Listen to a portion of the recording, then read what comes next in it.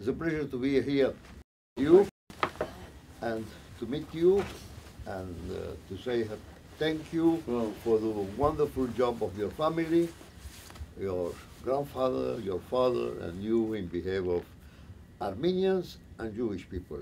You know, I'm involved with the Museum of Jewish Heritage down in the Battery.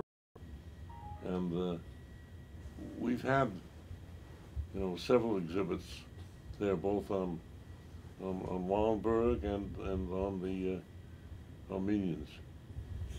For Armenians in 1915, and my father was one of them, a refugee in the 1915.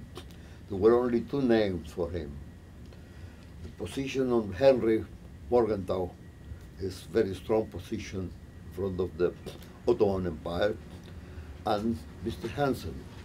Hansen was the one who provided the Armenians with the passport so they can travel and don't be a refugee and can be traveling all over the world. Right. So my father could get one of those passports in 1915, so that's the only way he could save his life. He was a kid, he was 16 years old, was 15 years old then. So he was not old enough to travel. And he stood 3 or 4 years in Beirut, and from Beirut he moved to Argentina.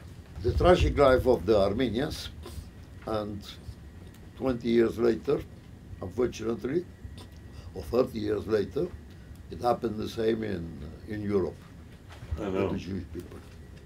I know. Hitler called his generals together in August, and this is an official document, I'm sure you've seen it, you know, and said, I want every man, woman, and child in the path of our armies killed. I'm entrusting that to the death set division. The people who say, what will the world say? And I say, who remembers the Armenians? Oh. Yeah. This, well, my grandfather's great regret was that he didn't live to see an independent Armenia. He hoped that, you know, the League of Nations would have supported that, but they didn't. But anyway, the Armenians have come back strong, as have the Jews, so we got that to be thankful for. But I'm glad you're remembering Wallenberg. I mean, he really did so much and was so courageous. We've had several programs on. This was one of them, the more recent ones. This was our program in 2012. Well, I always tell my family and friends that, you know, you got to remember where you came from. Yeah, always. And try to see that other people have the same opportunities. The problem today is we are so devoted to building, creating arms. Everybody's selling arms, and instead of talking about that people should try to. This is the same portrait, the reproduction, but with captions. Yeah. He was a great man, Peter Mel. Thank you for all you're doing.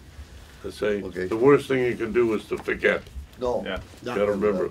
And that's one of the great things about the Armenians. Also they remember. Also look the future. Yeah. Try to do something for the future generations. If you don't remember, you can't plan for the future. Can't plan. Sometimes we Armenians are a little caught to to what happened 100 years ago, and we live with that. No, we didn't talk to think about the future of new generations. Yeah. The kids, the future. Yeah. You in your what you are doing, being at my age, I am 81. I'm trying to work every day, to do my job every day, to try to be helpful. And something that maybe 30 or 20 or 30 years ago we couldn't dream, we couldn't imagine that. Right. But today we are doing it. Yeah. People like you. every day we work and trying not all the people to forget and to remember and to be the base for tomorrow. We need the link for tomorrow. Right. And we are the link of tomorrow. You're right. People of our age. Yeah. Sometimes when I see young people that they go, let's push ahead, they say, yeah, you are pushing ahead, but you don't know where you're going. We know where we're going. They gotta know Yeah, what happened before. yeah. Thank you Well, thank you for all you're doing. for everything you've done. That's, You, your family, big gratitude to you. well, thank you.